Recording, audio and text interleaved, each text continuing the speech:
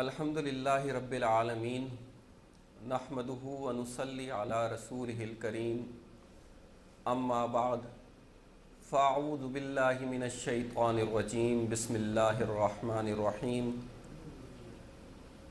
ان الدین عند اللہ الاسلام آمنت باللہ صدق اللہ العظیم وصدق رسولہ النبی الکریم۔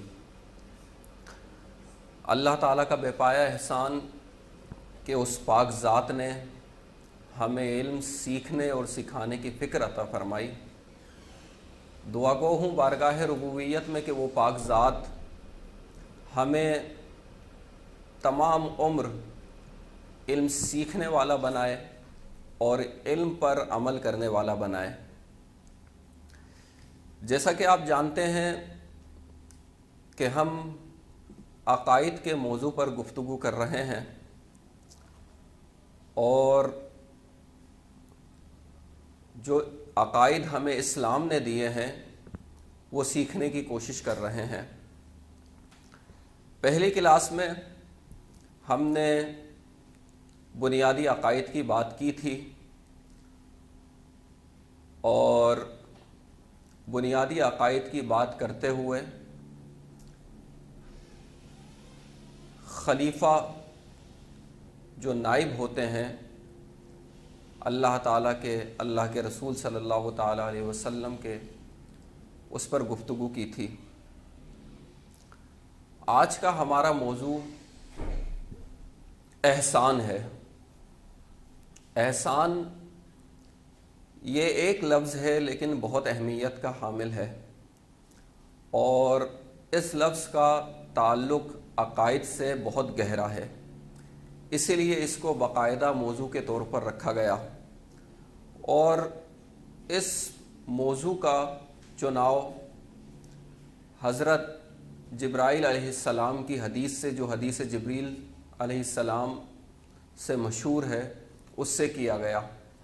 حدیث میں آپ کے سامنے پیش کرتا ہوں کہ عن عمر رضی اللہ عنہ قال، حضرت عمر رضی اللہ تعالی عنہ سے روایت ہے، آپ فرماتے ہیں بینما نحن جلوس عند رسول اللہ صلی اللہ علیہ وسلم ذات یوم، ایک روز ہم حضور اکرم صلی اللہ تعالی علیہ وسلم کے قریب بیٹھے ہوئے تھے، اذ طلع علینا رجل، کہ اچانک ہمارے درمیان ایک شخص نمودار ہوا، شدید بیاض الثیاب، اس کے کپڑے انتہائی سفید تھے، سواد الشعر، اور اس کے بال انتہائی کالے تھے، لا یرا علیہ اثر السفر، اور اس کے چہرے سے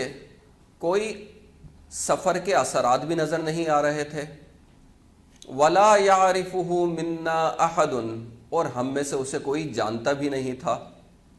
اب یہ جو حدیث کا ایک ٹکڑا میں نے آپ کے سامنے بیان کیا، یہ جو آگے بات کہی جا رہی ہے اس کی اہمیت کو بیان کرنے کے لیے یہاں روایت کیا گیا ہے۔ یعنی حضرت عمر رضی اللہ تعالیٰ عنہ فرما رہے ہیں کہ ہم رسول اللہ صلی اللہ علیہ وسلم کے پاس بیٹھے ہوئے تھے کہ اچانک ایک شخص نمودار ہوا، اور وہ شخص جو تھا اس کو ہم میں سے کوئی بھی نہیں جانتا تھا۔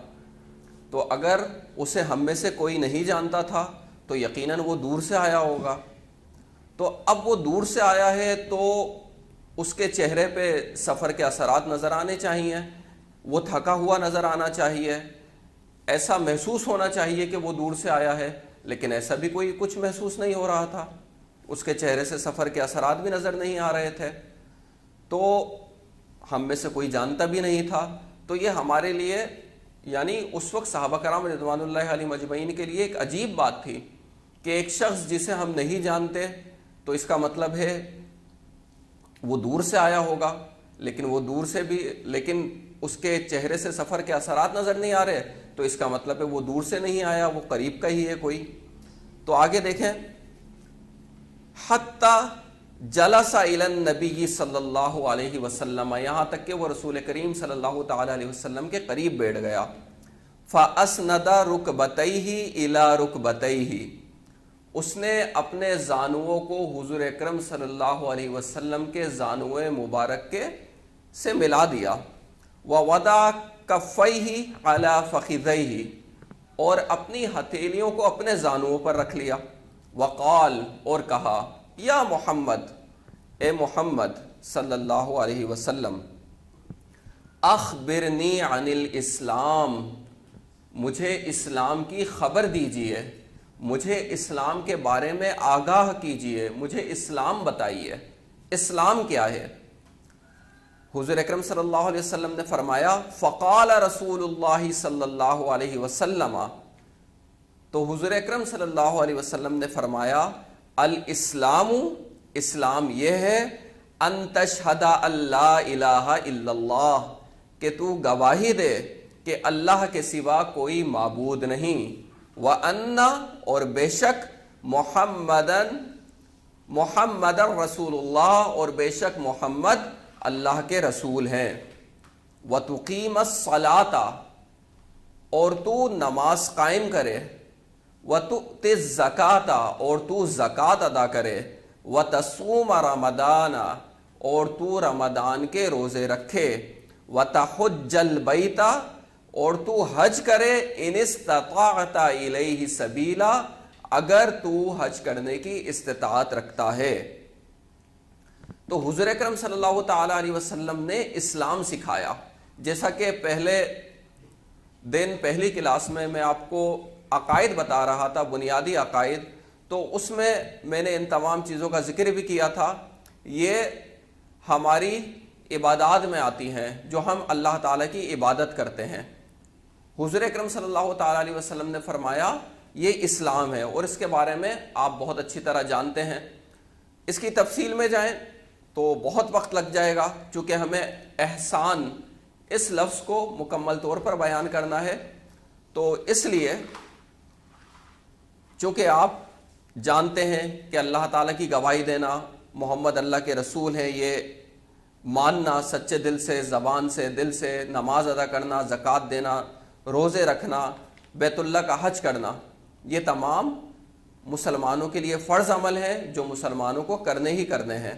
مسلمانوں کا یہ عقیدہ ہے کہ جو شخص ان تمام احکامات پر عمل کرتا ہے وہ اللہ تعالیٰ کے احکامات پر عمل کرتا ہے، یعنی فرض کی ادائیگی کرتا ہے۔ جو ان کو چھوڑتا ہے وہ بڑا گناہ گار ہے، یعنی وہ فرض چھوڑتا ہے۔ اللہ تعالیٰ فرض کا سوال ضرور کرے گا، اور ہمارا یہ عقیدہ ہے کہ جو ان کا انکار کرتا ہے وہ مسلمان نہیں، وہ کافر ہے۔ یہ بات ہم نے کر لی تھی۔ مزید آگے چلیے۔ قال صدقت، جب حضور اکرم صلی اللہ تعالیٰ علیہ وسلم نے اس شخص کو اسلام کے بارے میں جواب دیا کہ اسلام کیا ہے، تو پھر اس نے کہا صدقت، یعنی آپ نے درست فرمایا، اس نے تصدیق کی حضور اکرم صلی اللہ علیہ وسلم کی۔ تو حضرت عمر رضی اللہ تعالیٰ عنہ فرماتے ہیں فعجبنا لہ، پھر یہ ہمارے لیے بہت ہی عجیب بات تھی، یسألہ ویصدقہ، ایک تو وہ سوال بھی کر رہا ہے اور پھر تصدیق بھی کر رہا ہے۔ بہرحال اس کے بعد اس نے سوال کیا، قال، اس نے سوال کیا، فأخبرنی عن الایمان، ہمیں ایمان کے بارے میں بتائیے۔ فأخبرنی عن الایمان، مجھے ایمان کے بارے میں بتائیے۔ قال، حضور اکرم صلی اللہ علیہ وسلم نے فرمایا، ان تؤمن باللہ وملائکتہ وکتبہ ورسلہ والیوم الآخر وتؤمن بالقدر خیرہ وشرہ۔ یہ بات بھی میں نے آپ کو پہلی کلاس میں بتا دی تھی جب میں عقائد کی پہلی کلاس لے رہا تھا، کہ دوسرا سوال حضرت جبریل علیہ السلام، دوسرا سوال اس شخص نے کیا کہ مجھے ایمان کے بارے میں بتائیے، تو حضور اکرم صلی اللہ علیہ وسلم نے فرمایا کہ ایمان یہ ہے کہ تو اللہ پر ایمان لائے، اور اس کے فرشتوں پر، اور اس کی تمام کتابوں پر، اور اس کے تمام رسولوں پر، آخرت کے دن پر، اور اچھی بری تقدیر پر۔ یہ ایمان ہے۔ حضور اکرم صلی اللہ تعالی علیہ وسلم نے یہاں ایمان سکھا دیا، ایمان کی تعلیم دے دی۔ اس پر بھی اس شخص نے کہا، قال، اس شخص نے کہا صدقتا، آپ نے سچ کہا، آپ نے درست فرمایا۔ قال، پھر اس نے سوال کیا، فَأَخْبِرْنِي عَنِ الْإِحْسَانِ، مجھے احسان کے بارے میں بتائیے۔ فَأَخْبِرْنِي عَنِ الْإِحْسَانِ، مجھے احسان کے بارے میں بتائیے۔ حضور اکرم صلی اللہ علیہ وسلم نے فرمایا، قال، فرمایا، ان تعبد اللہ، کہ تو اللہ کی عبادت اس طرح کر، کأنک تراہ، گویا کہ تو اسے دیکھ رہا ہے۔ فإن لم تکن تراہ، اگر تو اسے دیکھ نہیں سکتا، یعنی تو اس طرح عبادت نہیں کر سکتا کہ گویا تو اسے دیکھ رہا ہے، فإنہ یراک، تو بے شک وہ یعنی اللہ تعالیٰ تجھے دیکھ رہا ہے۔ اب ادھر اس شخص نے سوال کیا کہ مجھے احسان کے بارے میں بتائیے۔ احسان، احسان کیا ہے؟ احسان یہ لفظ حسن سے نکلا ہے۔ حسن سب سمجھتے ہیں، حسن کسے کہتے ہیں؟ خوبصورتی، عمدگی، بھلائی، اچھائی، یہ تمام معنی احسان کی کیے جاتے ہیں۔ اگر ہم قرآن میں دیکھیں، احادیث میں دیکھیں، تو قرآن و احادیث میں بھی یہ لفظ کئی جگہ استعمال ہوا، لیکن میں ایک مثال صرف آپ کی آسانی کے لیے دے دوں گا کہ اللہ تعالیٰ نے قرآن پاک میں فرمایا وَبِالْوَالِدَيْنِ احسانا، اور والدین کے ساتھ حسن سلوک سے پیش آؤ۔ تو یہ حسن جو ہے یہ احسان ہے۔ تو اب ذرا یہاں توجہ کی بات ہے کہ سب سے پہلے تعلیم دی گئی اسلام کی، اس کے بعد تعلیم دی گئی ایمان کی۔ پہلے یہ سکھایا گیا کہ اسلام کیا ہے، اس کے بعد یہ سکھایا گیا کہ ایمان کیا ہے، اور اس کے بعد احسان کے بارے میں سوال کیا گیا کہ احسان کیا ہے۔ اس میں حکمت ہے۔ کیا حکمت ہے؟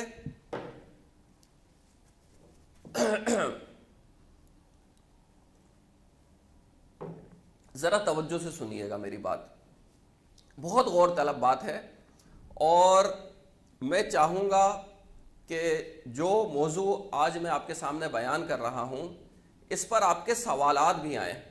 اگر آپ کے سوالات نہیں آتے تو میں یہ سمجھوں گا کہ جو بھی آج میرے ساتھ اس علم کو سیکھ رہے ہیں، اس علم کی گفتگو کر رہے ہیں، وہ فکر نہیں کرتے، وہ تدبر نہیں کرتے۔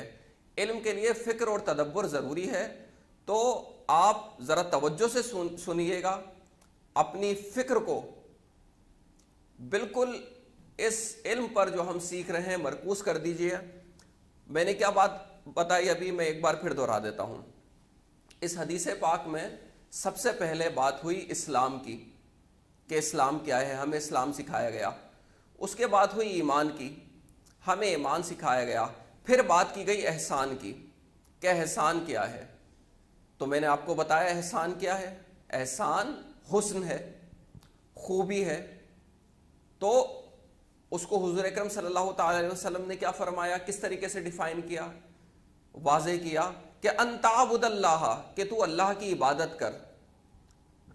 اب عبادت کی بات ہو رہی ہے یہاں، تعبدہ، عبادت، عبادت مطلب بندگی، عبادت مطلب غلامی، اللہ تعالیٰ کی غلامی کر۔ کس طرح کر؟ کأنک تراہ، گویا تو اسے دیکھ رہا ہے۔ فإن لم تکن تراہ، اگر تو یہ استطاعت نہیں رکھتا اسے دیکھ رہا ہے، فإنہ یراک، تو بے شک وہ تجھے دیکھ ہی رہا ہے۔ اللہ تعالیٰ تو بندوں کو دیکھ رہا ہے نا، اللہ تعالیٰ اپنے بندوں کو تو دیکھ ہی رہا ہے۔ اب عبادت کا معیار کیا ہونا چاہیے، غلامی کا معیار کیا ہونا چاہیے کہ تو اللہ کو دیکھ رہا ہے۔ یہاں عبادت کی بات کی گئی، احسان کا لفظ آیا تو عبادت کی بات کی گئی، یعنی اللہ تعالیٰ کی بندگی کی، اللہ تعالیٰ کی غلامی کی۔ تو وہ تمام اعمال جو ایک بندے کے ذمے ہیں، ایک غلام کے ذمے ہیں، یعنی ہم تمام مسلمانوں کے ذمے ہیں، ان تمام اعمال میں ہمیں حسن لے کر آنا ہے، ان تمام اعمال میں ہمیں احسان لے کر آنا ہے، حسن لے کر آنا ہے۔ یعنی ہم نماز پڑھتے ہیں۔ اب دیکھیں ایک اور بات میں آپ کو یہاں بتا دوں، حضور اکرم صلی اللہ علیہ وسلم نے فرمایا کہ اللہ تعالیٰ کی بندگی اس طرح کرو، اللہ تعالیٰ کی غلامی اس طرح کرو گویا تم اللہ کو دیکھ رہے ہو. فَإِن لَمْ تَكُنْ تَرَاهُ، اگر تم ایسا نہیں کر سکتے. یقیناً ہم اس مقام پر نہیں ہیں، ہم میں سے کوئی اس مقام پر نہیں ہے کہ ہم اس طرح اللہ تعالیٰ کی عبادت کریں کہ گویا ہم اللہ کو دیکھ رہے ہیں. تو حضور اکرم صلی اللہ تعالیٰ علیہ وسلم نے اس کا بھی طریقہ بتا دیا کہ تم اس معیار اور اس مقام پر کیسے پہنچ سکتے ہو کہ تم اللہ کو دیکھ رہے ہو. فَإِن لَمْ تَكُنْ تَرَاهُ، اگر تم اس معیار اور مقام پر نہیں پہنچے ہو کہ تم یہ گمان کر سکو کہ تم اللہ تعالیٰ کو دیکھ رہے ہو، تو حضور نے کیا فرمایا؟ فَإِنَّهُ يَرَاكَ، تو بے شک وہ تو تمہیں دیکھ ہی رہا ہے. بے شک اللہ تعالیٰ تو تمہیں دیکھ ہی رہا ہے. اللہ تعالیٰ ہمیں دیکھ رہا ہے یا نہیں دیکھ رہا؟ اللہ تعالیٰ ہمیں دیکھ رہا ہے، بے شک اللہ تعالیٰ ہمیں دیکھ رہا ہے. تو پہلے ہمیں اس معیار پر پہنچنا ہوگا کہ ہم یہ فکر کرنے لگ جائیں، ہماری یہ فکر، ہماری یہ سوچ مضبوط ہو جائے کہ ہمیں اللہ تعالیٰ دیکھ رہا ہے. ابھی ہماری یہ فکر اور یہ سوچ بھی مضبوط نہیں ہے. یہ کیسے ہوگی؟ یہ کیسے ہوگی؟ اس کا طریقہ ہے، مشکل نہیں ہے لیکن محنت طلب ہے. محنت ہر عمل میں ہوتی ہے. کس طریقے سے ہم یہ معیار پا سکتے ہیں، یہ مقام پا سکتے ہیں اپنی عبادات میں، یہ معیار پا سکتے ہیں کہ ہم یہ محسوس کرنے لگ جائیں کہ اللہ ہمیں دیکھ رہا ہے. وہ اس کا طریقہ یہ ہے کہ ہم زندگی کے ہر پہلو میں، کیونکہ یہاں غلامی کی بات ہو رہی ہے، بندگی کی بات ہو رہی ہے. غلامی صرف یہ نہیں کہ نماز میں غلامی، روزہ رکھنے میں غلامی اور حج کرنے میں غلامی، ایک ایک عمل میں ہمیں غلامی کرنی ہے. فار ایگزامپل، تھوڑا سا میں آپ کو مزید پیچھے لے کے چلا جاتا ہوں. ہم نے پہلے بات کی اسلام کی، پھر بات کی ایمان کی، پھر بات کی احسان کی یعنی حسن کی. اسلام کی بات کی تو ہم نے کیا کہا؟ اسلام کی بات کی تو حضور اکرم صلی اللہ تعالیٰ علیہ وسلم نے فرمایا ان تشہد اللہ الہ الا اللہ، یعنی تو اللہ تعالی یہ گواہی دے کہ اللہ تعالیٰ کے سوا کوئی معبود نہیں اور محمد صلی اللہ تعالیٰ علیہ وسلم اللہ کے رسول ہیں. لیکن اس میں یہ حسن ہونا چاہیے کہ تیری غلامی محسوس ہو، احسان ہو، بندگی محسوس ہو. یعنی تو اللہ تعالیٰ کو، اللہ تعالیٰ کے ایک ہونے کی گواہی اس طرح دے کہ یہ گواہی تیری تمام تر گواہیوں میں انتہائی عمدہ گواہی ہونی چاہیے. اور اسی طرح محمد صلی اللہ علیہ وسلم اللہ کے رسول ہیں، یہ گواہی بھی عمدہ ہونی چاہیے، حسین ہونی چاہیے. کس طرح ہوگی حسین اور عمدہ؟ وہ اس طرح ہوگی کہ جس طرح سے آپ اپنے سب سے پیارے کی بات مانتے ہیں اسی طرح اللہ تعالیٰ کی بات مانیں گے، اسی طرح اللہ تعالیٰ کے رسول صلی اللہ علیہ وسلم کی بات مانیں گے. جب اللہ کو ایک مان لیا تو کوئی دوسری بات نہیں، محمد اللہ کے رسول ہیں تو کوئی دوسری بات نہیں. نماز کا وقت آیا تو نماز پڑھنی ہے، زکوٰۃ کا وقت آیا زکوٰۃ دینی ہے، روزے رکھنے ہیں، حج کرنا ہے، پھر ایمان لانا ہے اللہ پر، رسولوں پر، کتب پر، آخرت کے دن پر، اچھی بری تقدیر پر، ملائکہ پر. ٹھیک ہے، اب دوبارہ اسی بات پر آ جائیں جو میں بات آپ کو سمجھانا چاہ رہا ہوں کہ اللہ تعالیٰ نے حضرت جبریل علیہ السلام کو بھیجا جو ایک شخص کے حلیے میں آئے اور انہوں نے پہلے اسلام کا سوال کیا، پھر ایمان کا اور پھر احسان کا. تو حضور نے فرمایا احسان یہ ہے کہ اللہ کی عبادت کرو کہ گویا تم اللہ کو دیکھ رہے ہو، اور اللہ کو نہیں دیکھ سکتے، یہ فکر نہیں کر سکتے تو پھر بے شک اللہ تمہیں دیکھ رہا ہے. اب اللہ تمہیں دیکھ رہا ہے، میں نے آپ کو یہ بھی بات بتائی کہ یہ ہم کس طرح سے معیار عبادت میں پا سکتے ہیں. تو اس کا طریقہ یہ ہے کہ جب ہم صبح جاگیں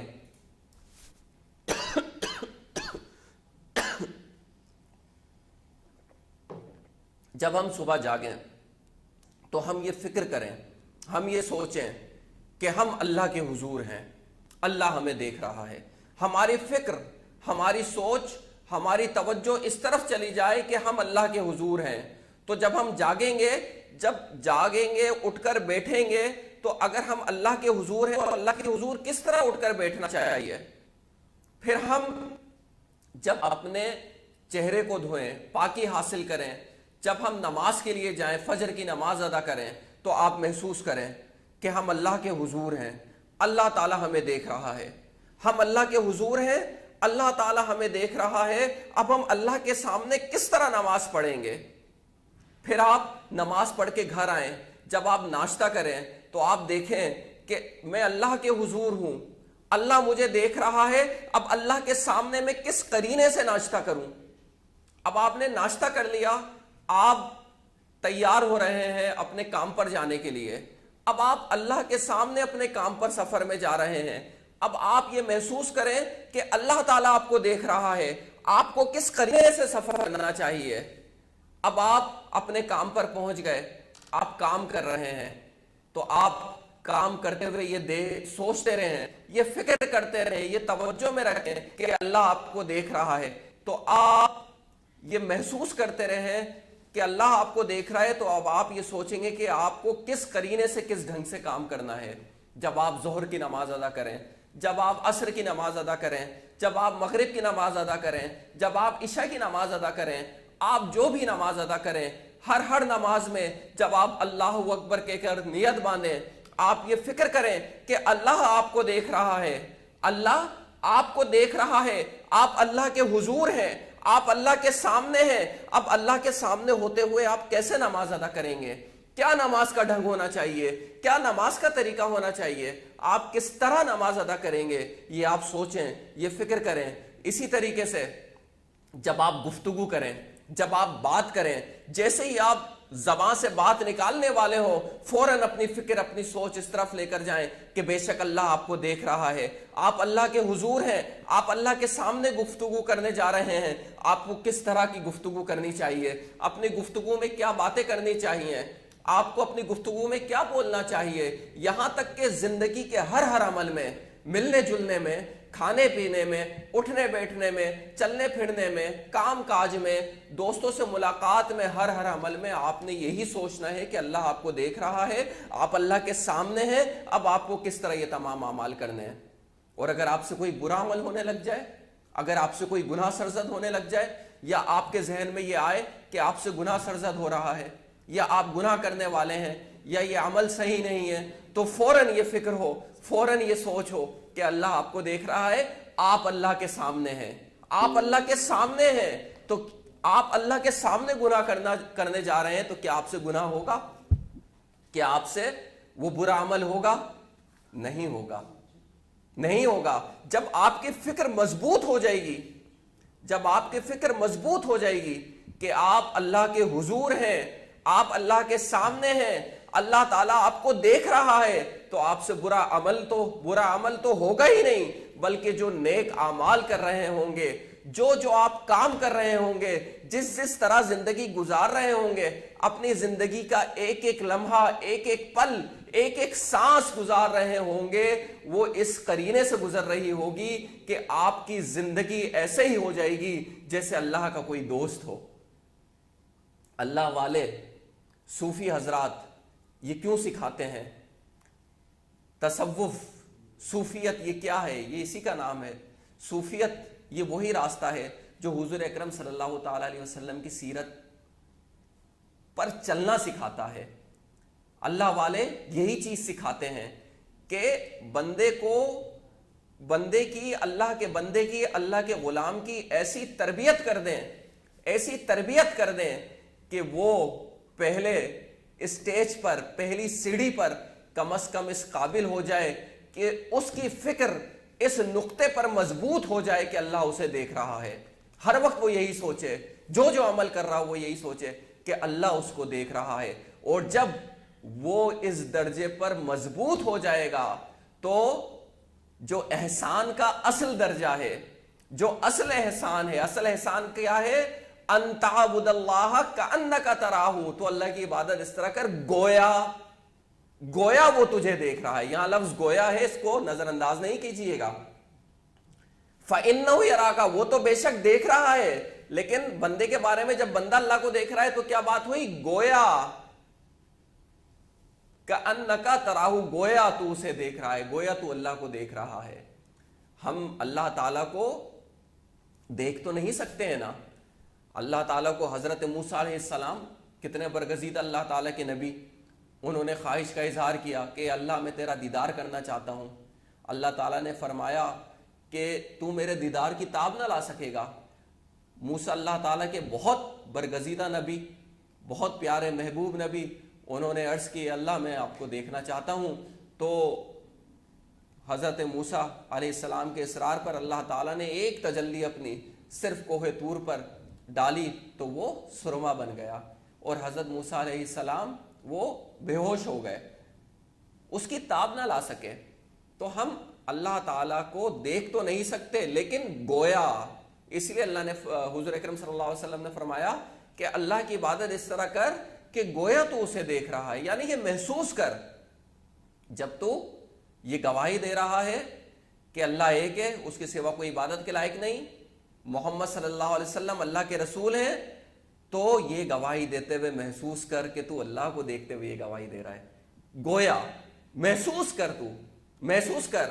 ابھی سمجھ میں نہیں آئے گا یہ احساس، ابھی اصل احسان سمجھ نہیں آئے گا کہ ہم یہ کیسے محسوس کر سکتے ہیں کہ گویا ہم اللہ کو دیکھ رہے ہیں۔ جب ہم اپنی پہلی سیڑھی مضبوط کریں گے، یہ سیڑھی مضبوط کریں گے کہ بے شک اللہ ہمیں دیکھ رہا ہے، اللہ تو ہمیں دیکھ ہی رہا ہے، لیکن پھر بھی ہم اس فکر سے دور ہیں، پھر بھی ہم یہ محسوس نہیں کرتے، پھر بھی ہمارے دل میں، ہمارے جذبات میں یہ چیز نظر نہیں آتی، ہم یہ محسوس نہیں کرتے۔ ہمیں یہ محسوس کرنا ہے، ہمیں یہ فکر کرنی ہے۔ جب یہ ہم فکر مضبوط کر لیں گے، جب ہم یہ محسوس کرنے لگ جائیں گے کہ اللہ ہمیں دیکھ رہا ہے، اور طریقہ میں نے آپ کو بتا دیا، اس طریقے پر عمل کرتے ہوئے، اللہ والوں سے نتھی ہوتے ہوئے اس طریقے پر عمل ہوگا، ایسے نہیں ہوگا۔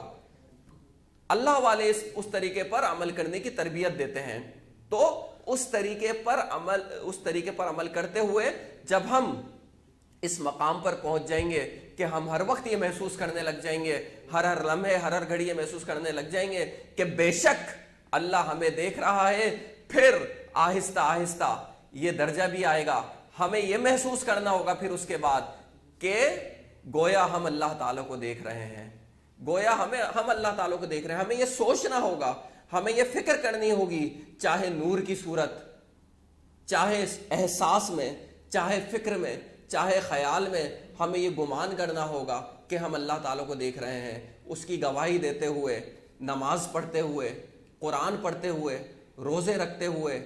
جب روزہ رکھیں تو ہم یہ محسوس کریں گے گویا ہم اللہ تعالیٰ کو دیکھ رہے ہیں، حج کرتے ہوئے، اسی طریقے سے دیگر جو عبادات ہیں، ایمان میں اللہ پر، فرشتوں پر، رسولوں پر، آخرت کے دن پر، اچھی بری تقدیر پر، ان تمام چیزوں پر ایمان لاتے ہوئے ہم یہ محسوس کر دیں گے کہ ہم اللہ تعالیٰ کو دیکھ رہے ہیں، گویا ہم اللہ تعالیٰ کو دیکھ رہے ہیں، تو پھر ہم احسان کے اصل درجے کو پالیں گے۔ میری بات آپ کو سمجھ میں آئی؟ اب یہاں پر ایک اور نقطہ جو بیان کرنا انتہائی اہم ہے۔ کچھ جگہ میں نے یہ بھی تحریر پڑھی کہ یہ کہا گیا کہ احسان جو ہے اس کو صرف اور صرف تصوف کے معنی میں لے لیا گیا، حالانکہ تصوف تو یہ لفظ حضور اکرم صلی اللہ علیہ وسلم کے 200 سال بعد سنا گیا۔ تو جن لوگوں نے یہ بات تحریر کی، شاید انہوں نے مطالعہ نہیں کیا یا ان کا مطالعہ کمزور ہے۔ اگر وہ مطالعہ کریں تو انہیں سمجھ میں آئے گا۔ میرے پاس اتنا وقت نہیں کہ میں حوالے دوں اور پھر تصوف کا بیان تفصیل سے کرنے بیٹھ جاؤں، تو مطالعہ کریں، اور اگر مطالعہ کریں گے تو انہیں نظر آئے گا، انہیں سمجھ میں آئے گا کہ تصوف کب سے ہے۔ اور اگر ان کی بات بھی مان لی چلے، حالانکہ ایسا نہیں ہے، پھر بھی ان کی بات بھی مان لی، اگر 200 سال بعد آیا تو اس لیے اس کا احسان سے کوئی تعلق نہیں، تصوف کو احسان سے جوڑ لیتے ہیں، تو پھر آپ نے تصوف کا مطلب نہیں سمجھا۔ تصوف کا مطلب جانے تو ہے کیا؟ صحیح ہے، مختلف علماء، فقہا، صوفیہ نے اس کے مختلف معنی بتائے۔ کسی نے صوف سے مشتق کیا، کسی نے صفا سے مشتق کیا، کسی نے کچھ معنی بتائے، کسی نے کچھ معنی بتائے، کسی نے اصحاب صفہ سے مشتق کیا، اصحاب صفہ سے مشتق کیا تو رسول اکرم صلی اللہ علیہ وسلم کا دور ہو گیا۔ تو بہرحال جس معنی سے بھی مشتق کیا گیا، تصوف کا اصل مقصد کیا ہے یہ سمجھنے کی بات ہے۔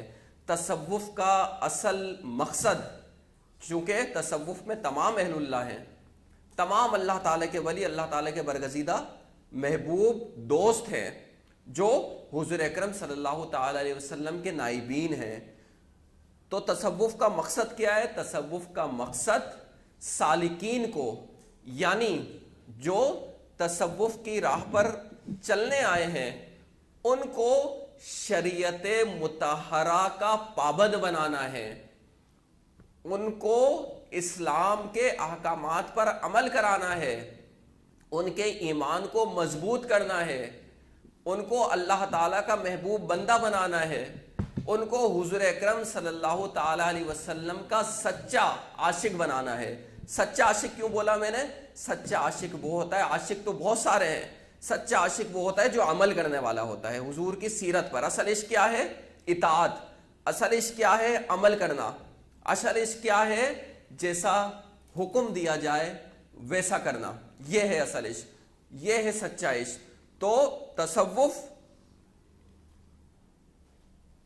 احسان ہی ہے۔ احسان میں کیا سکھایا گیا؟ حضور اکرم صلی اللہ تعالیٰ علیہ وسلم نے کیا بتایا کہ ان تعبد اللہ، اللہ کی عبادت اس طرح کرو کأنک تراہ، گویا تم اسے دیکھ رہے ہو، فإن لم تکن تراہ، تم اگر ایسا نہیں کرتے فإنہ یراک، تو بے شک وہ تمہیں دیکھ رہا ہے۔ تو یہ صوفی حضرات، یہ اہل اللہ، یہ اللہ والے، یہ اللہ تعالیٰ کی کامل ولی کرتے کیا ہیں؟ یہی تو تربیت کرتے ہیں اللہ تعالیٰ کے بندوں کی۔ اس دور میں ہمارے حضور اکرم صلی اللہ تعالیٰ علیہ وسلم نے علم مکمل کر دیا، ہمیں قرآن دے دیا، لیکن کوئی خود سے سیکھ سکتا ہے؟ نہیں سیکھ سکتا۔ استاد کی ضرورت ہے، ہر علم سیکھنے کے لیے استاد کی ضرورت ہے۔ اگر استاد کی ضرورت نہیں ہوتی، آج استاد سکھانا چھوڑ دیں، پورا زمانہ جاہل ہو جائے۔ علم سیکھنے سے سیکھا جاتا ہے۔ تو اہل اللہ کیا کرتے ہیں؟ وقت ختم ہو گیا ہے، میں اس لیے بالکل آخری بات کر کے اپنی بات پوری کروں گا کہ اہل اللہ کیا کرتے ہیں؟ یہ بندے کی، یہ اللہ تعالیٰ کے بندوں کی، حضور اکرم صلی اللہ تعالیٰ علیہ وسلم کی امت کی تربیت کرتے ہیں، تربیت کرتے ہیں، ان کے دلوں کو صاف کرتے ہیں، ان کی تربیت کرتے ہیں۔ یہ تربیت کرتے ہیں کہ ان کی عبادت میں یہ ڈھنگ آ جائے کہ وہ عبادت کرتے ہوئے یہ محسوس کر سکیں پہلے درجے پر کہ اللہ انہیں دیکھ رہا ہے۔ ان کے اعمال میں، ان کی زندگی کے ہر عمل میں یہ ڈھنگ آ جائے کہ وہ یہ محسوس کرنے لگ جائیں پہلے درجے پر کہ بے شک اللہ انہیں دیکھ رہا ہے، اور پھر اس درجے سے آگے بڑھتے ہوئے وہ اس کے احسان کے حتمی درجے، اصل درجے پر جا پہنچیں کہ وہ یہ بھی محسوس کرنے لگ جائیں کہ گویا وہ اللہ تعالیٰ کو دیکھ رہے ہیں۔ یہ احسان ہمیں اللہ والوں کی تربیت سے ملتا ہے، ورنہ علم تو میں نے بھی حاصل کیا ہے، تخصص بھی کر لیا، مفتی بھی مجھے لوگ کہتے ہیں، لیکن میں نہ احسان سمجھ سکتا تھا، اور اگر احسان سمجھ بھی جاتا تو احسان سیکھ نہیں سکتا تھا، احسان کو اپنی زندگی پر لاگو نہیں کر سکتا تھا۔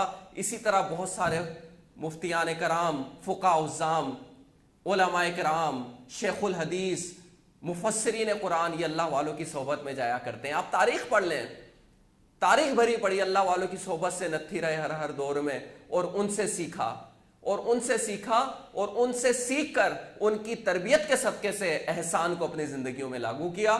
وما علینا الا البلاغ۔